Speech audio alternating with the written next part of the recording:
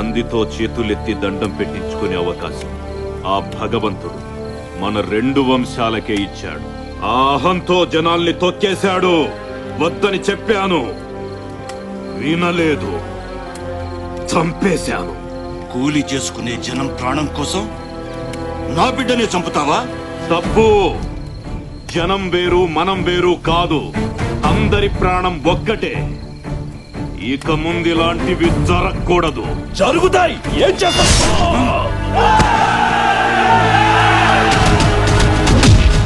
ఆ రోజు మొదలైన వైరంతో బంధుత్వాలతో కలకలలాడే 2 సంస్థానాలు బద్ధ శత్రువులయ్యాయి.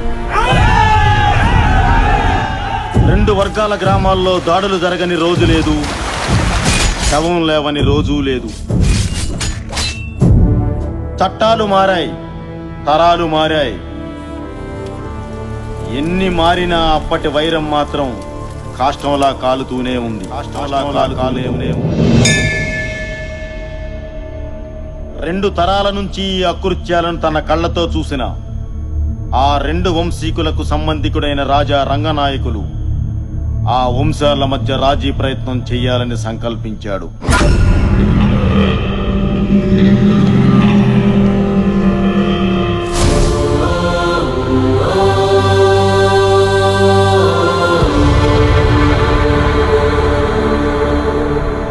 దయచేసి మీ ఇరు వంశాల వారు పెద్ద మనసు చేసుకుని ఆలోచించండి. ఎప్పుడో మీ మధ్య మొదలైన పగ ఇంకా రగులుతూనే ఉంది.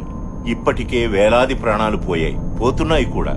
చుట్టుపక్కల 40 గ్రామాల్లోకి ఆడపిల్లనివ్వడానికే భయపడుతున్నారు. ఏ ఒక్కరూ మనశ్శాంతిగా బ్రతకడం లేదు. అయితే ఆహా, మీ పగలు ప్రతీకారాలు తీర్చుకోండి, కానీ అది ప్రతిరోజు కాదు. ప్రతి ఏటా నూర్పిళ్ళయ్యాక సంక్రాంతికి వచ్చే పల్లాలమ్మ జాతర జరిగే ఆ 2 రోజులు మీవే. పోలీసులు రారు, కేసులుండవు. ఎవరింటి ముందు చితిమంట రగులుతుందో, ఎవరింటి ముందు భోగిమంట మండుతుందో ఆ 2 రోజుల్లోనే తేల్చుకోండి. గెలిచిన వాళ్ళదే సంవత్సరం పాట ఆధిక్యత. మళ్లీ జాతర వచ్చేదాకా ఒకరినొకరు కవ్వించుకోవడం, దాడులు చేసుకోవడం జరగకూడదు. జనం మనశ్శాంతిగా బతకడానికి ఇది మంచి మార్గమే ఎంపీ గారు. మాకు సమ్మతమే. ఏంటి నువ్వు రూల్స్ పెట్టేది, వాళ్ళు అంగీకరించేది? ఈ వంశాన్ని వేయడానికి 2 రోజులు చాలవా మనకి? మాకు సమ్మతమే. జాతరకి 2 రోజుల ముందు 2 వర్గాల వారు ఇదే చోట తాంబూలాలు మార్చుకోండి. సమ్మతం లేని వాళ్ళు రానక్కర్లేదు. రాలేదు అంటే ఎదుటి వాళ్ళ ఆధిపత్యాన్ని ఒప్పుకున్నట్టే. మాటకు ప్రాణమిచ్చే మీ వంశాల మీద ఒట్టు. ఈ ఒప్పందాన్నెవరూ అతిక్రమించకూడదు.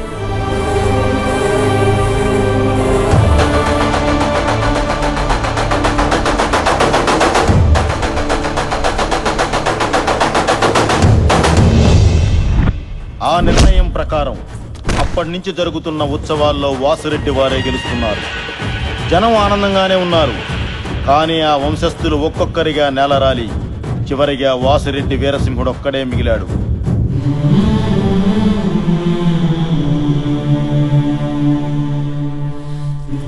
తాంబూలానికి వస్తున్నాం పంతులు గారు. అయ్యా, ఓడిన శత్రువు బలాన్ని పెంచుకున్నాడు. మీరు అందరినీ పోగొట్టుకుని ఒంటరి వారయ్యారు.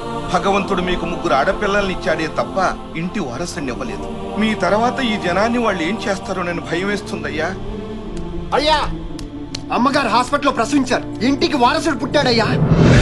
దేవుడు కరుణించాడు. బిడ్డ మహత్యాతకుడవుతాడు.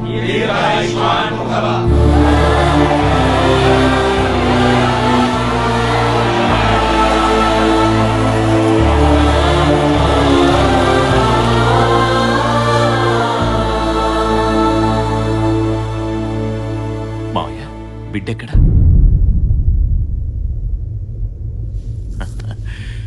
ప్రాణం లేకుండా పుట్టాడు.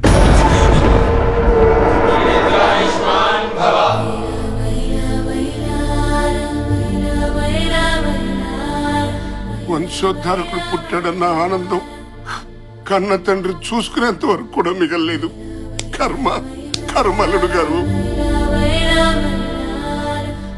ఈ విషయం వసుంధరకు తెలుసా? తెలియదు గారు.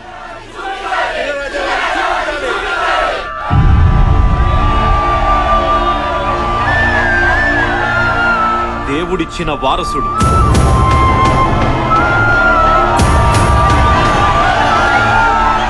నా తరువాత జనానికి బలం లేదనుకున్న వారికి ఆ భగవంతుడు పంపిన బ్రహ్మాస్త్రం.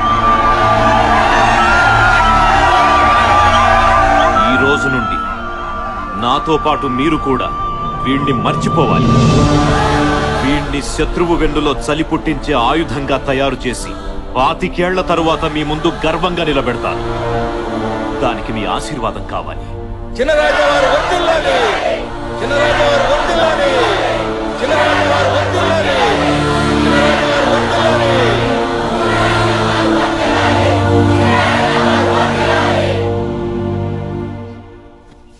పూర్తి చేయండి మావయ్య. అలా చెప్పారేమిటి అల్లుడు గారు? ఏం చేయమంటారు మావయ్య? ఆ ప్రజల గుండెల్లో ధైర్యాన్ని బతికించాలి, శత్రువు గుండెల్లో భయాన్ని బతికించాలి, ఆ తల్లి గుండెల్లో ప్రేమని బతికించాలంటే నిజం తెలిసిన మనం అనుక్షణం చావాలి. మరి వారసుడు ఎలా వస్తాడు? నా తరువాత జనాన్ని కాపాడడానికి నా బిడ్డ కాకపోయినా ఆ దేవుడు ఎవరో ఒకరిని పంపిస్తాడు. అప్పటి వరకు పోరాడుతూ ఉండడమే. పూర్తి చేయండి.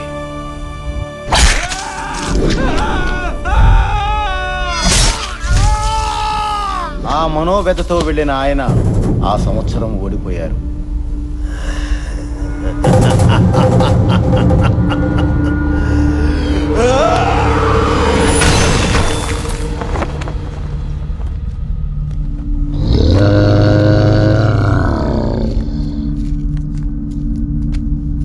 మా ఇంట్లో మనుషులు చస్తే పండగ చేసుకున్నారు, వాడింట్లో వారసుడు పుడితే పండగ చేసుకున్నారు కదా.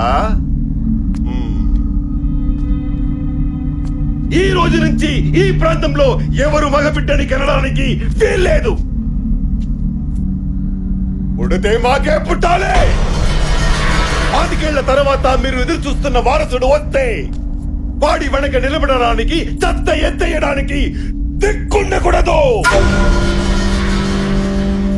కాదు కూడదని ఎవరైనా మగబిడ్డని కంటే చంపేయడమే.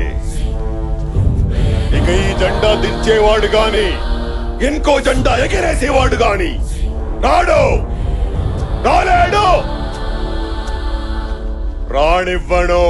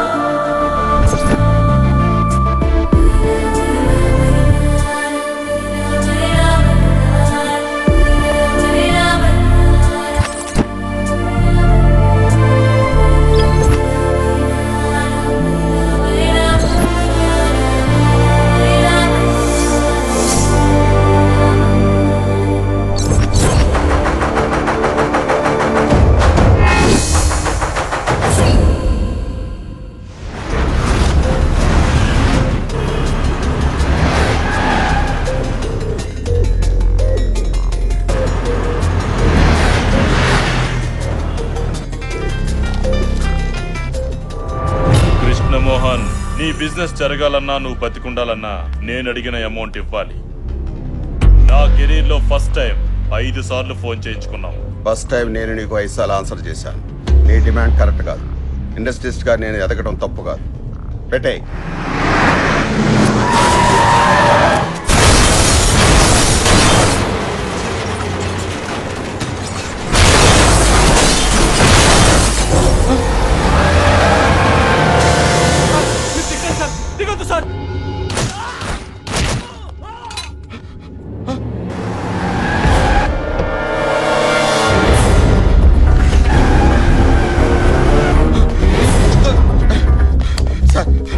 వాళ్ళు నన్ను చంపడానికి వస్తున్నారు సార్. నన్ను కాపాడండి sir. Please sir, please. Sir sir sir నన్ను కాపాడండి సార్. వాళ్ళని చంపడానికి వస్తున్నారు సార్.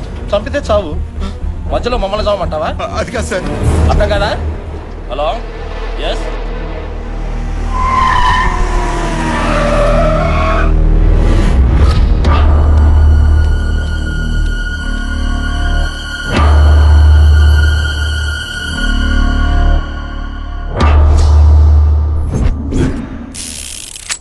ప్రాణానికి విలువ లేని ఈ లోకంలో బతకడం కంటే చావటం మేలు. చంపే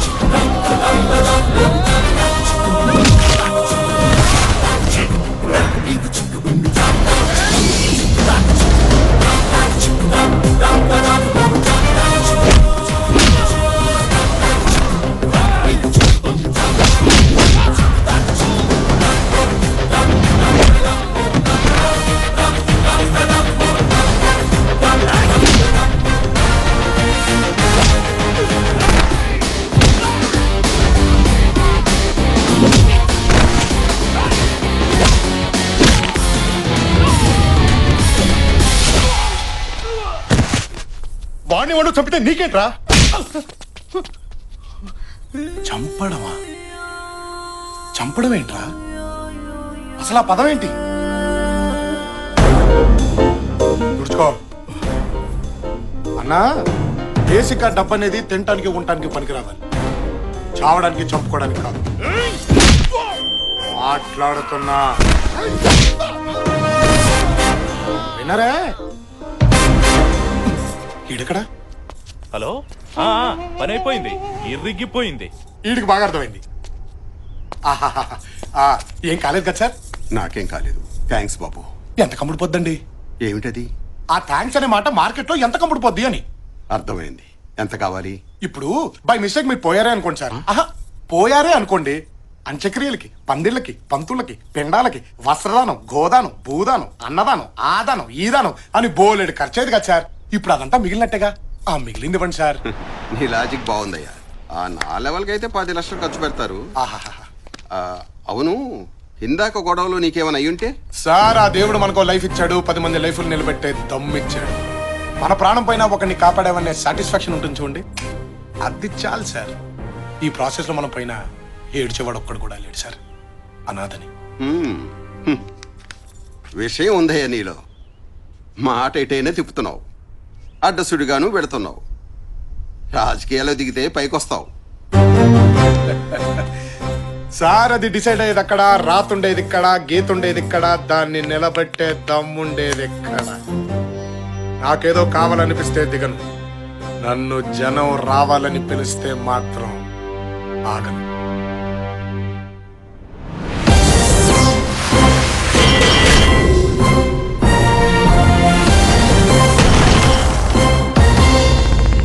పార్టీయా? నువ్వా? 2000 పైసా కొడతీవు కదరా? ఏం లేదురా, మినిమం బ్యాంక్ బ్యాలెన్స్ 50 లక్షలు దాటితే గానీ లవ్ లో దిగకూడదు అనుకున్నా. ఓహో, 60 లక్షలు అయితే గానీ పెళ్లి చేసుకోవద్దు అనుకున్నా. అలాంటిది ఇందాక రిస్క్ లో ఏకంగా 25 లక్షలు వచ్చేసిందిరా. Very good. దాంతో మన బ్యాంక్ బ్యాలెన్స్ 63 లక్షలకి వెళ్ళిపోయింది. మినిమం నెలకి 30,000 రూపాయల వడ్డీ. దాంతో మా ఆవిడ బ్రహ్మాండంగా బతికేస్తుంది. కాబట్టి ఒక మంచి అమ్మాయిని వెతికి ఆ అమ్మాయినే లవ్ లో దించి పెళ్లి చేసుకుని ఆ అమ్మాయి ఇంటి పేరుతో హ్యాపీగా బతికేయాలన్నమాట. కాబట్టి అర్జెంట్గా ఒక అమ్మాయిని అమ్మని 63 లక్షలు ఓనర్నే గుద్దేస్తావరా? నీ డిక్కీకి ఇక బొక్కెరా. నువ్వు అయిపోయావు.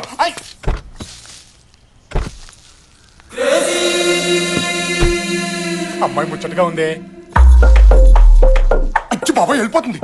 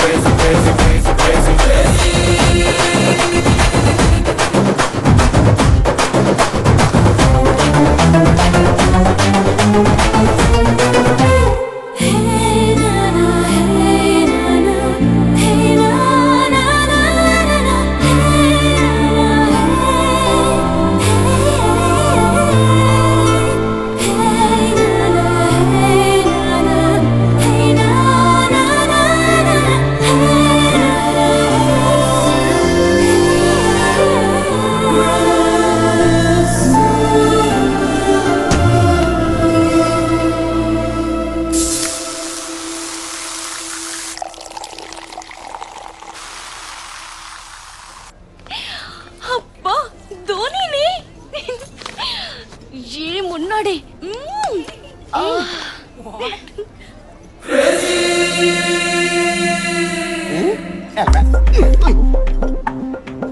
ఎవడే వీడు? నేను చూసి తెగ్గ ఫీల్ అవుతున్నాడు.